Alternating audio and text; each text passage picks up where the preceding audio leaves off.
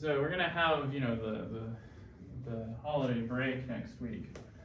But after that, I wanted to, say a little bit about, some advanced topics. I mean, we've been kind of doing that already, but specifically I wanted to talk about derived categories, which, at first sight don't seem to have much to do with birational geometry, but in fact there's, in recent, I guess in the last 2 decades or so, there's been a lot of very interesting work connecting the two areas that seem, at first to be quite disconnected. So today, we won't really get into that, but what I wanted to talk about is the Fujita conjecture.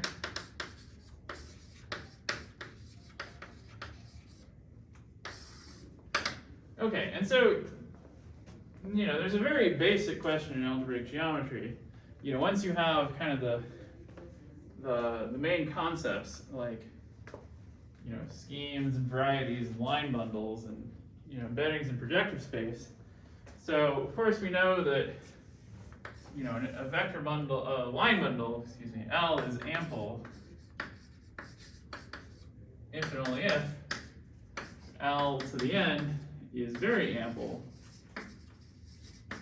for, large n, sufficiently large n, whatever, it's even enough, there exists some n such that this is true and n is positive. It's equivalent to L being ample. And then you like to make a more effective statement. And there's various approaches to this and lots of different kinds of statements you can show. But I think one of the strongest conjectural statements is the Fujita conjecture, which says that, so let's let x be smooth, projective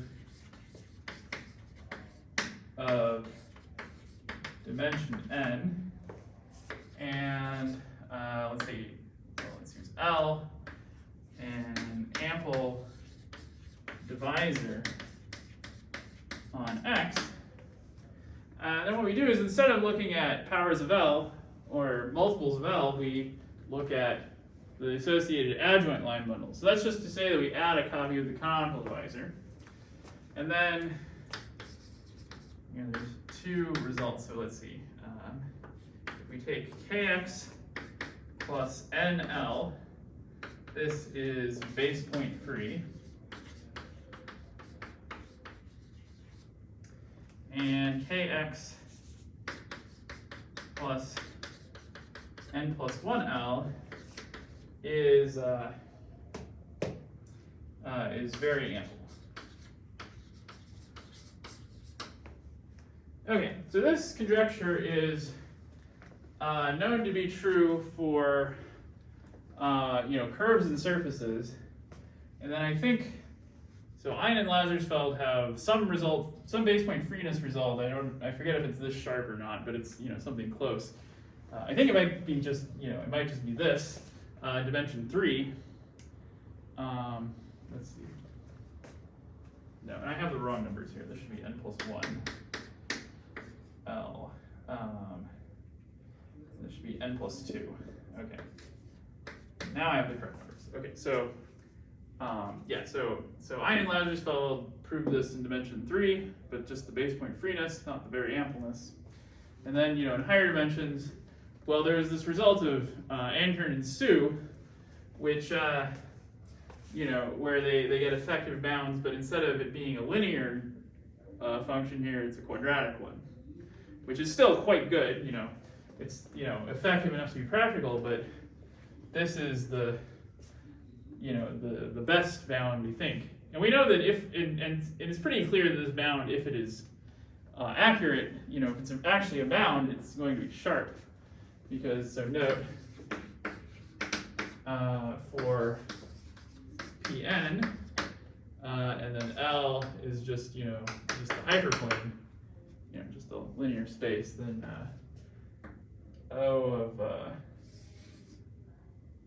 so O is equal to O of Kpn plus n plus 1 times H, we'll just, and so this is, of course, base point free. And then O of 1 is k of the n plus n plus 2. And this is very ample. Okay, and good to keep this example in mind so you can remember what the correct numbers to put here are. As you can see, I got them wrong originally, but now they're correct. Okay, so so the curve case, that one's pretty straightforward to check. If you'll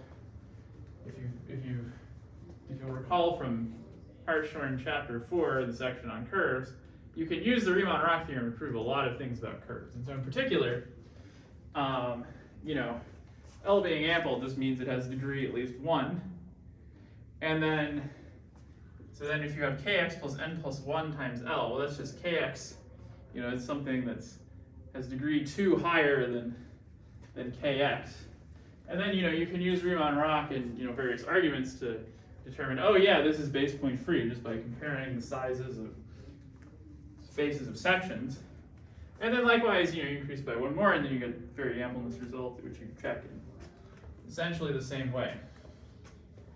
So what I want to talk about today is how this is proved for surfaces, and how it might, in the future be proved for threefolds. So, so Reiter's theorem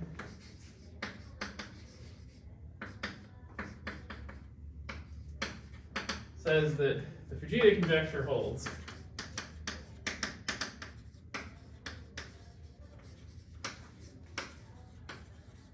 when n is equal to 2. I mean, maybe you can say n less than or equal to 2, but the curve case is pretty straightforward and can be handled using the standard techniques of theory of curves.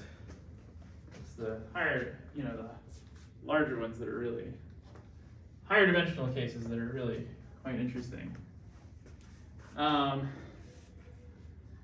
So what I want to do today is I want to sketch at least the argument that due to Reiter for proving this, and then say a little more about how one could expand that to higher dimensions. So the reference I want to that I used for looking this up was Friedman's book on I think it's complex surfaces and holomorphic vector bundles, I think is the title. Because even though this seems to not have anything to do with vector bundles, in fact the proof here uses the idea of a vector, uses the theory and construction of holomorphic vector bundles on surfaces in a very interesting way. Okay, so let's see how that works.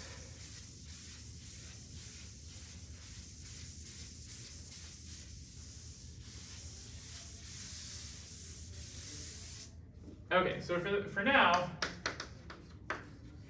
we're going to have D is equal to some number of copies of L, so it'll be either 2 or 3L. This is just our divisor we're twisting by K to get something that's supposed to be base point free or very ample. I guess I want 3 or 4 here. I think I'm going to make that mistake all lecture, but yeah, okay. So D is 3 or 4 times L, because in the surface case, the idea should be to get base point freeness you need 3L, and to get very ampleness you'll need 4L. Okay, and then the idea is that Kx plus D is base point free. Well, what does that mean? Well, that means that for every point, you can find a section, a global section of this divisor that doesn't vanish at the point. So this happens if and only if, for all points on the surface, we have the map from H0 of XO of Kx plus D. This map's going to h0 of you know, p, you know, and then you can just think of the restriction of this bundle to p, because it's, you know, just that's what, you know, this map is 0 if the section vanishes at p, and if otherwise, you know, it's non-zero. So if this map is, you know, I can think of it as twisted by this, but it doesn't make a difference. But only if this map is surjective. Okay, and then, you know, so this is the base point freeness statement, and then the very ampleness statement is actually quite similar. And then if, you know, if I want to say kx plus d is very ample, then this is true if and only if, again, you know, we want to say that this map A0 from the global sections, when you restrict them, so here we're restricting to points, you know, and then this is sort of saying, well, you have to, you know, be nice with respect to points. And now here we have to both separate the points, not only be base point free, but for any pair of points, you have to have a section that vanishes one and not the other, and vice versa. And it also has to separate tangent vectors. And so putting those statements together, this is just, you know, instead of looking at points, we're looking at fat points. So this is all z of length 2. You know, these are length 2 subschemes. And then, you know, again, we want surjectivity here. So this is going from to z, and then we're looking at OZ twisted by kx plus d. Okay, so, you know, maybe, well, you know, if this is true for length 2, it'll be true for length 1 as well. We could really just say length 1, comma 2. And so, you know, this means we should look at the following exact sequence. So here, now I'm going to say, well, z could be length 1 or 2, and so then, you know, it covers this case and that case.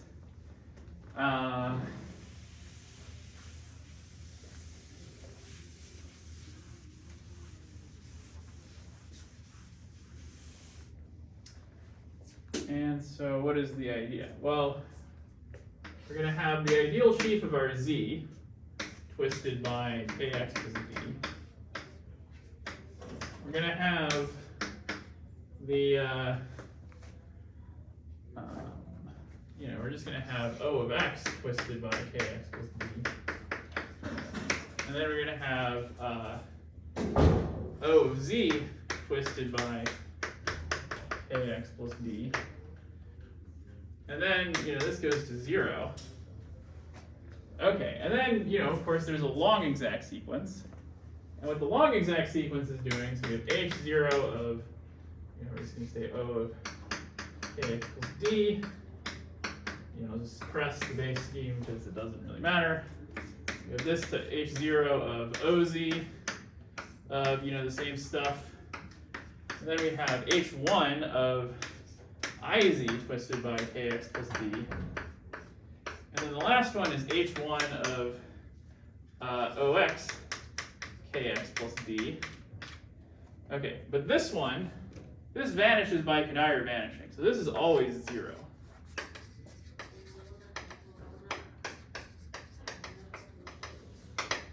And so that means every class in here is an obstruction to this map being surjective. And so in particular, if we want to prove this is surjective, it's equivalent to prove that this vanishes. So we've turned this statement about being very ample or being base point free into a statement about vanishing a particular h1. All right, so we have that h1 of, you know, x, iz, you know, tensor kx, O of kx plus d.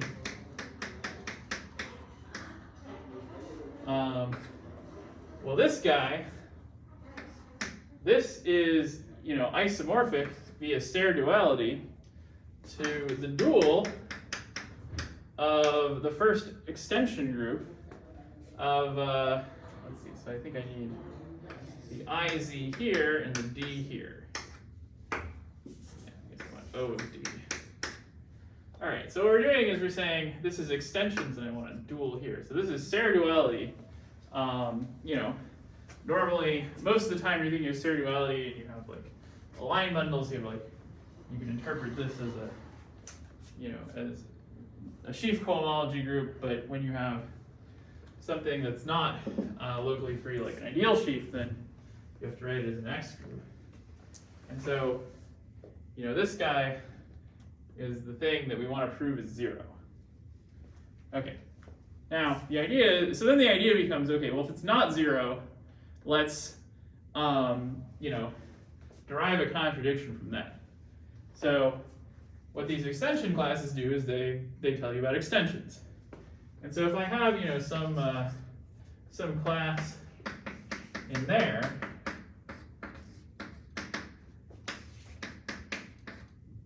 well, you know, the theory there tells you that this class corresponds to a rank 2 vector bundle sitting in an, arising as an extension of these two sheaves. So this guy gives you the following exact sequence. You have O, the O of D,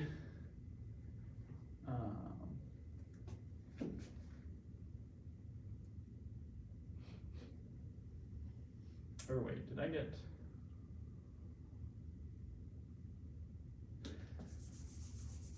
Okay, whoops. I think I want the D here and then the O here. Right, because, oh yeah, so everything that appears here should get a negative in front, so that's sort of moving it to this side. So it could be extensions of IZ with O of minus D. So let's see, so it should really be IZ twisted by O extended by O, or IZ twisted by minus D, or IZ extended by the twist by minus D, and so I'd really rather have the D here. Okay. All right, so then you have this to some, you know, rank 2 vector bundle here to IZ twisted by D, 0. Okay. And so Ryder's technique is to analyze vector bundles of this form. And to prove that if you have a vector bundle in this form, if D is too positive relative to the length of Z, then you get a problem. Okay, so let's see here.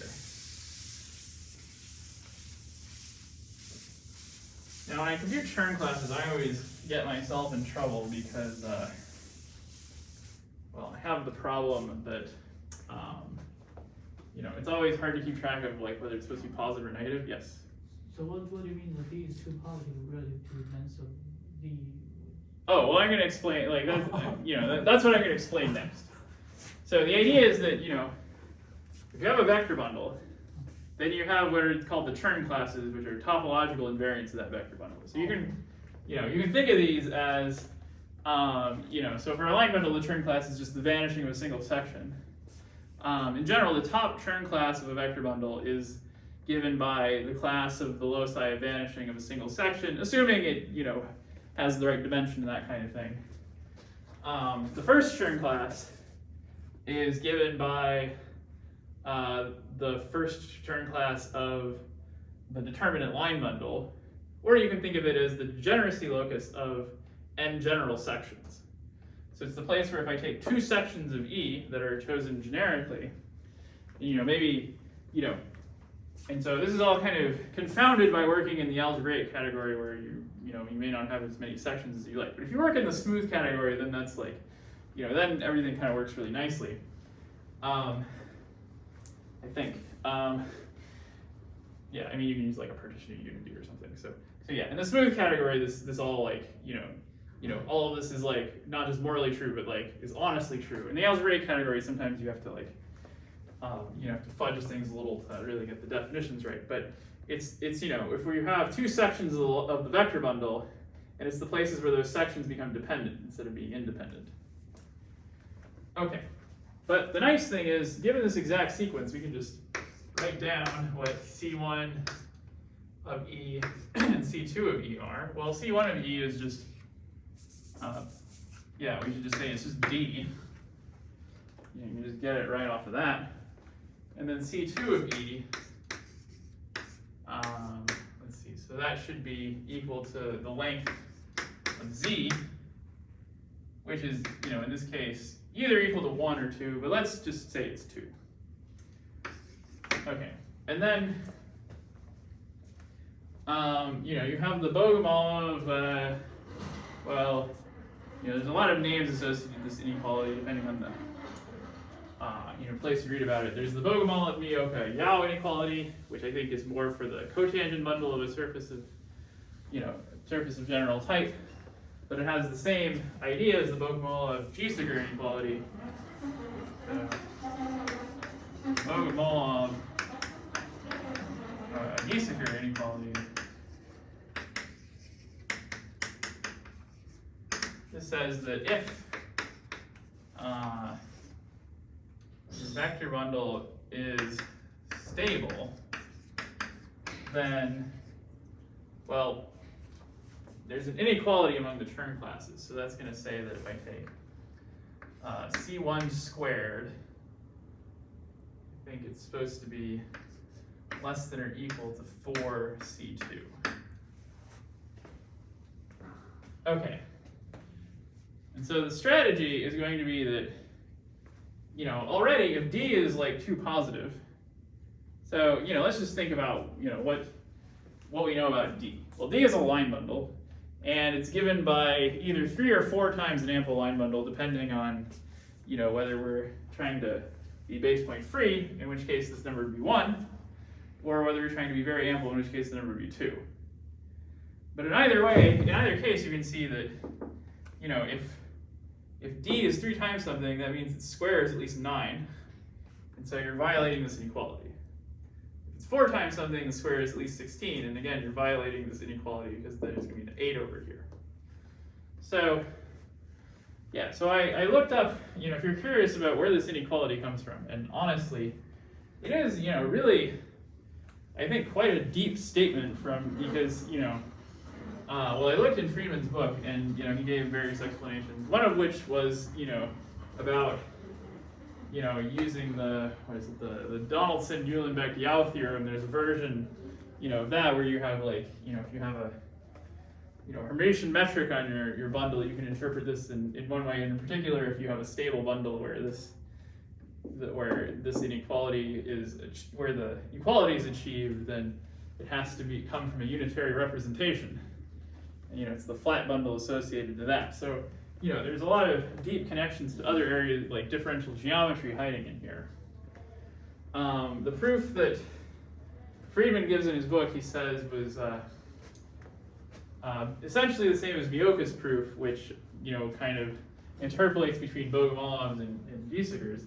But the idea of the proof of this is what you do is you say, okay, well, a stable vector bundle, if you restrict it to a generic curve, it's supposed to remain stable. And the idea is that you take 2 curves, and then you say, well, if it's restricted to both, and they're supposed to satisfy some conditions about how they intersect each other or whatever. But the idea being that on one of the curves, you can kind of bound how many sections this guy has if it's stable. So that means, the idea being if it violates this inequality, then the sections grow too quickly. And so then you could interpret that as saying, well, then there has to be some section of this vector bundle E which vanishes along the whole curve. But then if it intersects the other curve a lot, then you can use that to say, oh, well, this section is destabilizing on the other curve. So it's somehow, this inequality is inconsistent, violating this inequality is inconsistent with the restriction of this bundle to a lot of different curves being simultaneously stable. Anyway, if you're curious, I invite you to read the proof in Friedman's book. It's certainly a very, it's a very nice statement, right? And in fact, you can interpret this nicely in terms of what are called the Chern roots of the vector bundle. So the vector bundle, if you want to do any of these calculations with Chern classes, you can pretend the vector bundle is just a direct sum of line bundles with maybe coefficients that aren't integers. They might even be imaginary numbers. And you can do your calculations with those. because all of these term classes, you know, they just depend on symmetric functions in those numbers. So, you know, it's just like kind of a calculational technique. It doesn't really decompose, but you can just calculate everything that way. And that way you don't have to like memorize a bunch of formulas, because you can just check what it does for some of the line bundles and then it works. This is called the splitting principle. Okay, so, all right, so then, you know, the idea is that, well, this is violated.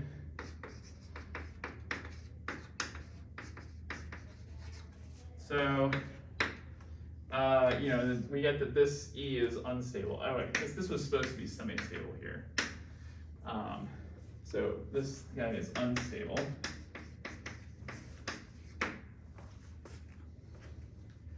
Okay, and then the idea is that, you know, this being unstable, we can use that to, you know, it shouldn't be unstable either, because, you know, what's going on with, you know, what does it mean for this E to be unstable? Well, let me erase all of this stuff.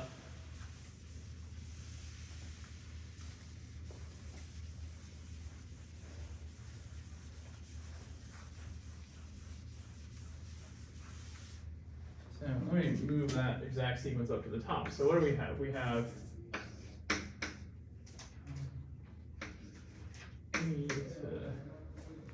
whoops, this should be O, E, I, Z, tensor D. Okay. And, you know, so unstable, this means there's a map from O of, let's say, E to our vector bundle with, you know, the degree of E being greater than the degree of, you know, the C1 divided by 2. Yeah, so let's just say C1, you know, the degree of C1E divided by 2.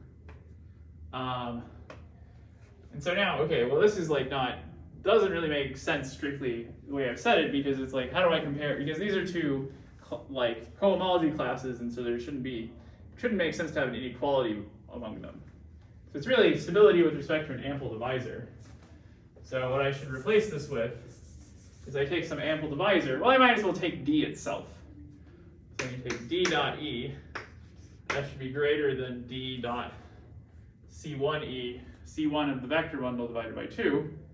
Well, this is just D itself. So I get D dot E is greater than D squared over 2. Okay, and so the way the proof proceeds from there is you just have to come up with a, you know, so you then just have to come up with some, you know,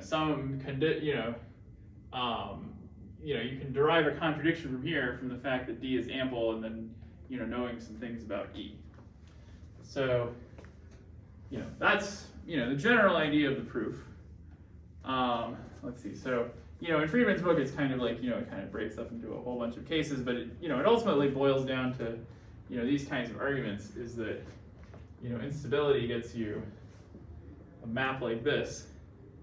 And then the idea is you want to argue that something like that E is effective or something like that. And in fact, I guess the idea is that, in fact, you know, if you choose any, so the reason E is effective is because this inequality,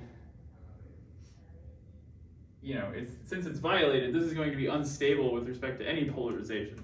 So in particular, you can say this E is effective because, you know, whatever ample divisor you choose to compare these degrees, so you can just take an ample divisor here, H dot E is greater than H dot C1E over 2. Well, this is positive, so, you know, any ample divisor, E has to be positive on it, so that means it's in the effective cone. You can say, oh, okay, well, I have an effective divisor with this property, and then, you can keep kind of chipping away at it and eventually, eventually you can derive some sort of contradiction from this. Okay, so yeah, so I invite you to read the chapter in Friedman's book if you're curious beyond this. But the main reason I bring this up is because, for one thing, it's like a really remarkable proof in that it's like, this thing in birational geometry, actually, it comes from a thing about vector bundles. But I also wanted to talk about, there's an approach for threefolds due to, well, a lot of different names, but, Bertram, Bayer, McCree, and I think there's an accent, but I forget where it is. Apologies, but, and then Toda. And then this uses derived categories.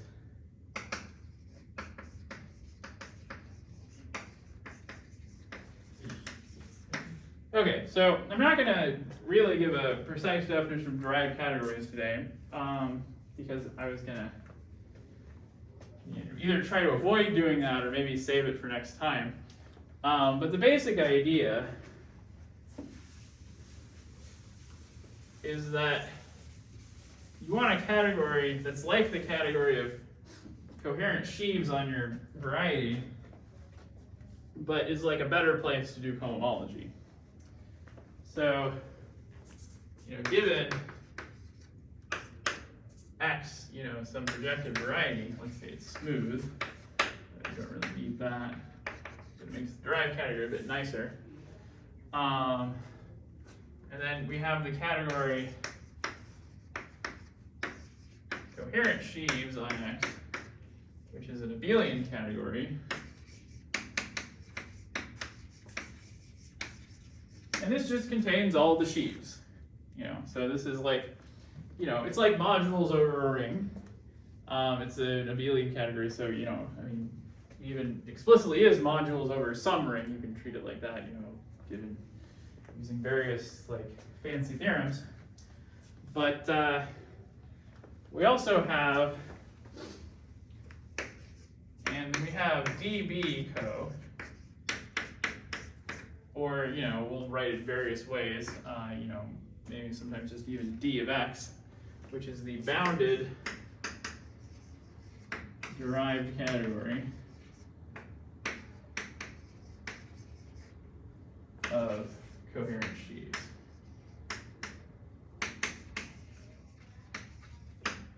And so what it includes, so the procedure for defining this is, you take the, you kind of promote this category of coherent sheaves to complexes. That's something that's, given any abelian category, you can make the category of complexes in that category, and then you can calculate various things like homology and cohomology. But what you then do is then, that's not quite the derived category, because the derived category is just supposed to see the cohomology of things. And so the idea is that you do this localization procedure where you invert the morphisms, which are called quasi-isomorphisms, where the that induce an isomorphism on the cohomology. Okay, so for practical considerations, the thing, the way you think about this is that this includes, this is sort of, I guess I'd like to think of this as a different viewpoint on sheaves. And so, some of these objects in here are going to be sheaves, but then some of them are just going to be like sheaves that you've shifted, and then some of them are going to be more general complexes. So, you can think of, you can have an object like O of X, and then you can also have O of X with a shift by one, which is different than twisting it by one. But this is like, the idea is you should think of this sheaf as just a complex, where everything is a zero except that guy right there. Yeah, all the objects inside of the derived category, it's just a complex. Yeah, it's just a complex. But But the thing is, the morphisms are like a bit funny because you have this inversion business. Yeah. And, often we just want to look at pretty simple objects where it might be like, a sheaf that you've shifted, or a two-term complex or something like that. So next time I'm hoping to present,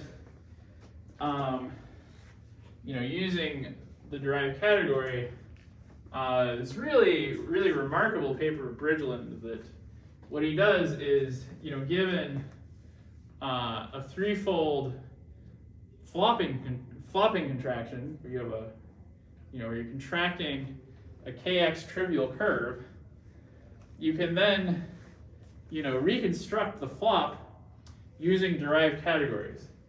And so the relationship between these and birational geometry is that, it's that it allows you to take your arbitrary x and think of it as a moduli space. Well, what is it a moduli space of? Well, x is the moduli space of points on x. And that sounds like a stupid statement, but this is actually, a useful way to think sometimes. Is to think, well, x is it's parameterizing points on x. And well, points on x, you can really think of a point on x as being given by either its structure sheaf or its ideal sheaf. And in this world, these are just gonna, these differ by the fact that the structure sheaf is just the two-term complex with the ideal sheaf and the structure sheaf of the big scheme.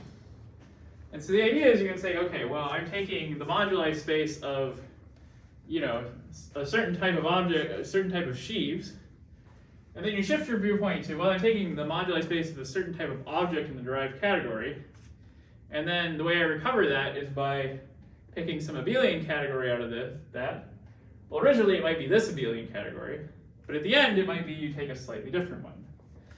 So this is via, using like stability conditions or tilting, and there's a lot of machinery that goes into this, but the basic idea is that you can view what's happening on X as like, a moduli problem of objects in the derived category, and then you can make alterations to that moduli problem to make alterations to X. Okay. What they're doing in their paper is a little bit different, but still a similar idea. So the problem, we didn't quite, I kind of gave like a really, it was a really thin sketch of this proof, but, the idea being in that proof that we wanted to get an exact sequence like this. So,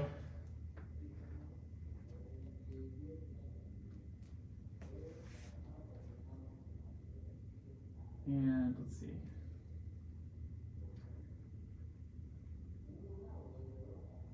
Yeah, okay. And then, so in the surface case, where did this exact sequence come from? Well, it came from Serre duality.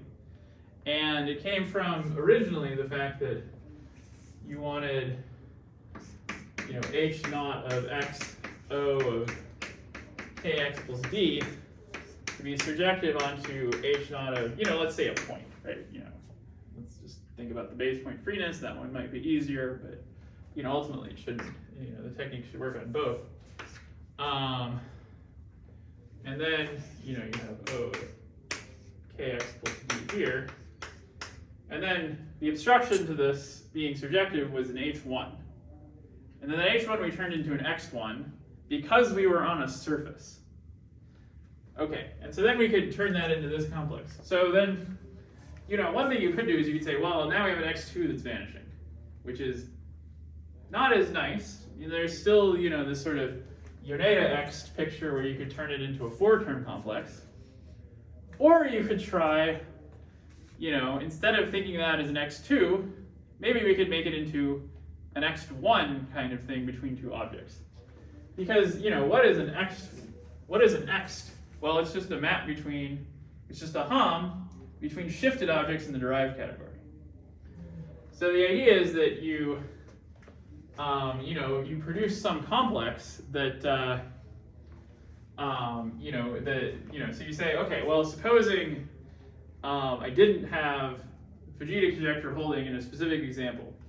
Well, then that would say, well, I have some H1 that's non-vanishing, and then that would say I have some X2 that's non-vanishing, which could correspond to some, you should be able to use it to make some kind of Hom in the derived category and assemble that into some kind of complex. And then you want to prove some things about that complex to show that, to derive a contradiction. And in this paper, they were able to come up with a conjectural, procedure for dealing with this. But the thing that was missing is that, when we did the case for Reiter's theorem, we had to rely on this Bogomolov-Giesinger inequality. They conjectured an inequality, but they couldn't prove it. So the idea is that, you should have, some stability principle that implies some inequality, and so then you can say, well, if this equality is violated, then I don't have stability, and then I can, prove that I have a contradiction with, this H1 being non-vanishing. Okay, so I wanted to kind of present some of these ideas today and kind of give some motivation for why people doing birational geometry are interested in derived categories. And the plan for next time when we return from the break is to give an overview of Bridgen's paper. All right, so I think I finished a little early, but that's a good place to stop.